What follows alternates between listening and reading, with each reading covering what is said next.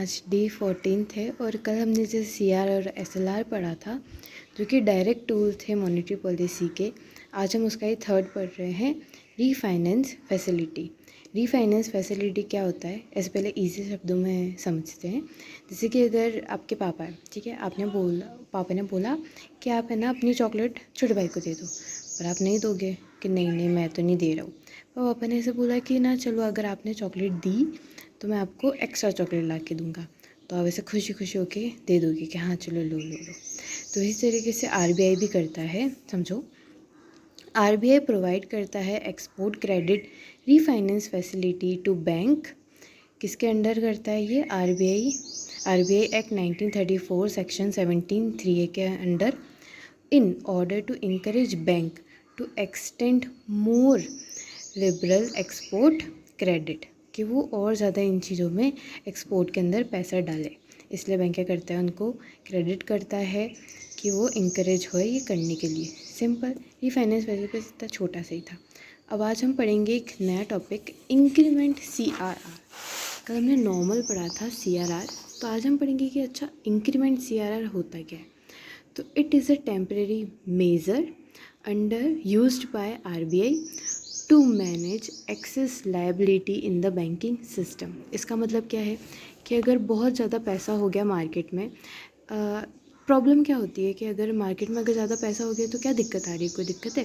तो दिक्कत ये है कि अगर आपके पास बहुत सारे पैसे होंगे तो आपकी डिमांड बढ़ेगी, फिर उसके बाद में इन्फ्लेशन बढ़ेगा। मतलब उस चीज़ की, मतलब एक इंसान है, उसको चाहिए एक चॉकलेट, पर वो चॉकलेट सिर्फ 2 ही है, तो कौन ले पाएगा? कम लोग ही ले पाएंगे, और फिर उसकी रेट भी बढ़ा दी जाएगी कि हाँ चलो प्रॉफिट होगा ना उनका भी। इसलिए अगर बहुत ज़्यादा पैसा हो जाता है मार्केट में तो गवर्नमेंट को करना पड़ता है इंक्रीमेंट CRR, ठीक है।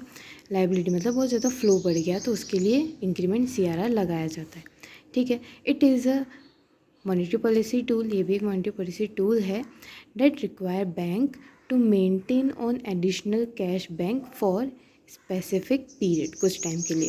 इसका सबसे बेस्ट एग्जांपल है 2 जो कि मैं दे रही हूँ यहाँ पे, देखो। CRR तो और ये इंक्रीमेंट CRR और CRR डिफरेंट है। CRR तो नॉर्मली ये जो रहेगा वो तो है ही, मतलब आपकी डिपॉजिट से आपको 4% देना है, वो तो देना ही है। इंक्रीमेंट CRR होता है कुछ टाइम के लिए लगाया जाता है कि बस उस फ्लो को कम करने के लिए। जैसे 2016 में जो हुआ था कि 500 और 1000 के नोट बंद कर दिए गए थे 16 सितंबर और इसके बीच में 100%, मतलब बिल्कुल भी 500 और 1000 के नोट नहीं चलेंगे, तो इसको बोलते हैं इंक्रीमेंट CRR। सारे बैंक को क्या करना पड़ा था, ये पैसे वापस RBI के पास पहुंचाने पड़े थे, ठीक है। दूसरा ये हुआ था जो 2000 वाला नोट था, उसके ऊपर हुआ था 2023 में, पर ये हुआ था 10% ही, कि आपको 10% वापस लौटाना है 19 मई 28 जुलाई तक, ठीक है। 10% तब हुआ था, फिर उसके बाद धीरे धीरे उसको फेज़ मैनर में किया गया था। देखो, इंक्रीमेंट CRR इन फेज़ मैनर में कैसे, कि पहले तो 10% हो गया, फिर 9 सितंबर तक 2023 में 25% जो भी है वो आपको वापस करना है, इंक्रीमेंट CRR मेंटेन करना है।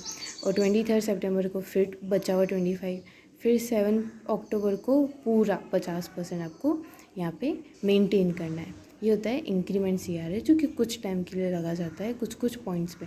जैसे जब यहाँ पे बहुत ज़्यादा पैसे हो गए थे, जब यहाँ पे 2000 का नोट बहुत ज़्यादा सरप्लस हो गया था, इनके बारे में, ठीक है।